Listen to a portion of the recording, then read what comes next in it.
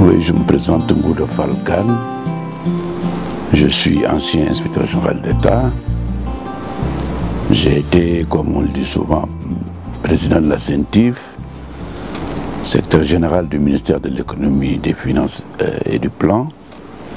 Et je préside actuellement l'association contre le crime organisé en Afrique, ACA, et un cabinet international Reflect Consulting SAS. Je suis installé à Liberté, à Sacré-Cœur, extension Bande Verte. Oui, vous savez, j'ai réfléchi sur cette thématique depuis pratiquement 2016, hein, ou même avant, quand j'étais à la CENTIF, je pensais pouvoir en tout cas apporter ma contribution sur la lutte universelle contre la corruption. Corruption qui aujourd'hui malmène les économies africaines, hein, et particulièrement les économies de la sous-région. Donc j'ai écrit le livre à titre de contribution, en tout cas dans cette dynamique de lutte contre, de manière globale, la criminalité économique et financière. Non, ça ne se limite pas, uniquement au Sénégal. J'ai essayé dans un premier temps d'expliquer ou d'expliciter en tout cas la phénoménologie de la corruption, hein, en parlant de la petite corruption et de la méga corruption, comment elle se manifeste. Bon, j'ai tenté également de faire ressortir, hein, les différents cas de corruption qu'on a rencontrés plutôt en Afrique, hein, et certains cas au Sénégal. Donc c'est un livre qui n'est pas uniquement consacré au Sénégal. Donc j'ai fait ressortir également l'impact de la corruption sur les économies africaines, hein, sur le plan économique proprement dit, mais sur le plan budgétaire et financier. Donc j'ai fait ressortir aussi l'impact de la criminalité économique et financière sur l'environnement, sur la morale et l'éthique, sur dans la sphère politique, etc., etc. Donc, bon voilà, j'ai tenté en tout cas de sérier, si vous voulez, l'impact de la corruption dans pratiquement tous les secteurs de l'économie. Hein, j'ai aussi parlé, et c'est important, de la corruption au niveau des administrations financières en Afrique, la corruption au niveau de la commande publique, comment elle se manifeste, etc., etc. De manière générale, la corruption dans tous les secteurs des économies africaines. Et je puise des exemples en Afrique et au Sénégal. Je n'ai pas exclusivement parlé du Sénégal, mais je puise des exemples en Afrique et au Sénégal. J'ai parlé de l'Afrique du Sud, j'ai parlé de l'Angola, j'ai parlé de la Gambie, j'ai parlé de pas mal de pays. Et j'ai pas aussi oublié que la criminalité financière, économique et financière, elle est transnationale. J'ai pas hésité en tout cas à faire ressortir les éléments de corruption qu'on a eu à rencontrer en Europe. Hein? Le cas de certains responsables, je crois que le cas du président Sarkozy, il est là, il est truc, je l'ai abordé, j'en ai parlé. J'ai parlé également des investigations qui ont été faites par le consortium international des journalistes d'investigation. Aujourd'hui, on nous parle des Pandora Papers, mais les FinCEN Files sont plus graves. Hein?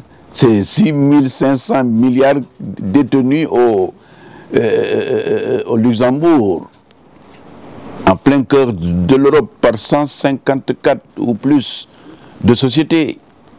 Et la différence avec les autres investigations comme les Panama Papers, là c'est le Luxembourg qui a officiellement offert les documents qui ont permis à ces journalistes-là de faire ressortir en tout cas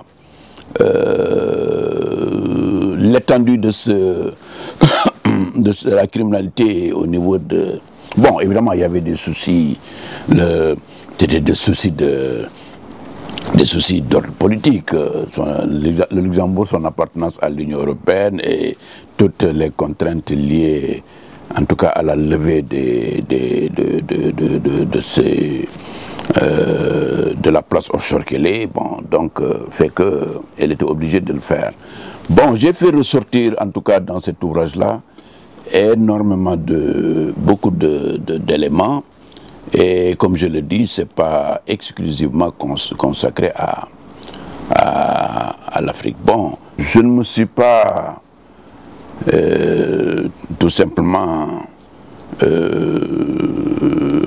en tout cas, consacré à décrire la criminalité économique et financière telle qu'elle évolue en Afrique et dans le monde, mais j'ai également retracé les moyens de lutte.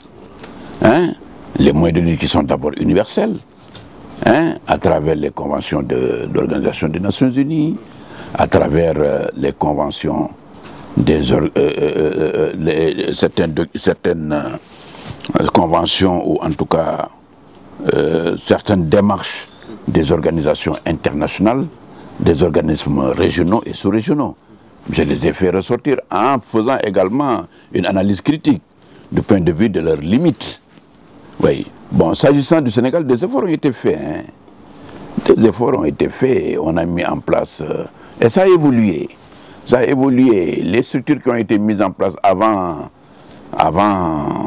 2012 étaient des structures à la limite en dehors de la CENTIF qui étaient inopérantes. J'en ai parlé. La Commission nationale de lutte contre la corruption, elle n'a en réalité servi à rien du tout.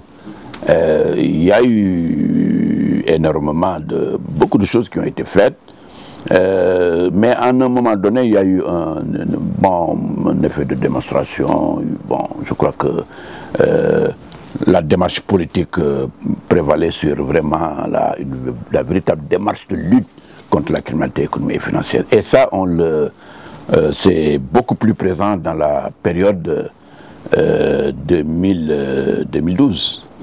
Hein? Bon, après 2012, il y a eu une évolution. Qu'on le veuille ou pas, c'est la réalité. Je crois que le président Macky Sall a bien compris, en tout cas, le cri du cœur des assises nationales, en mettant en place l'OFNAC. Hein?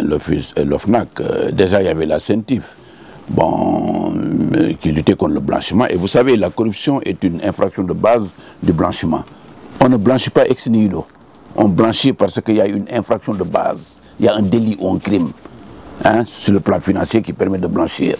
Alors, donc, après 2012, l'OFNAC a été mise en place, mais ce n'est pas toujours l'opérationnalité de cet organisme n'est pas aussi parfaite qu'on le pense. J'ai eu à proposer des réformes.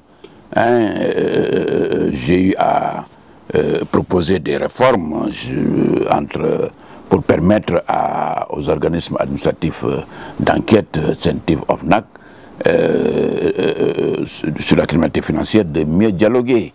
C'est des réformes que j'ai proposées. Bon, pour revenir un peu sur ce que j'avais dit, je n'ai même pas, occulté la criminalité financière même au niveau des organes de contrôle, au niveau également de l'enseignement. Il y a des dérapages à relance corruptif qu'on constate. Donc, voilà, pour revenir sur les moyens de lutte, j'ai abordé tous ces problèmes-là au niveau, n'est-ce pas, de l'ouvrage. Mais j'ai voulu aussi être pédagogique. J'ai proposé j'ai fait des propositions, une approche prospective, hein, des propositions pour aider un peu les pouvoirs publics à améliorer, en tout cas, le dispositif, en tout cas pour le Sénégal, le dispositif national de lutte contre la criminalité économique et financière.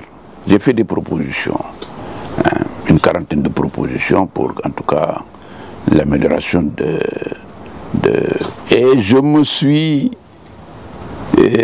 également évertué à présenter une approche typologique pour voir ce qui s'est fait dans le passé et actuellement. Et cela tout simplement pour permettre aux gens de mieux comprendre. Parce que lutter contre la criminalité économique, la première approche, elle est d'abord une approche de sensibilisation. Oui, si on ne sensibilise pas, les gens ne comprennent pas.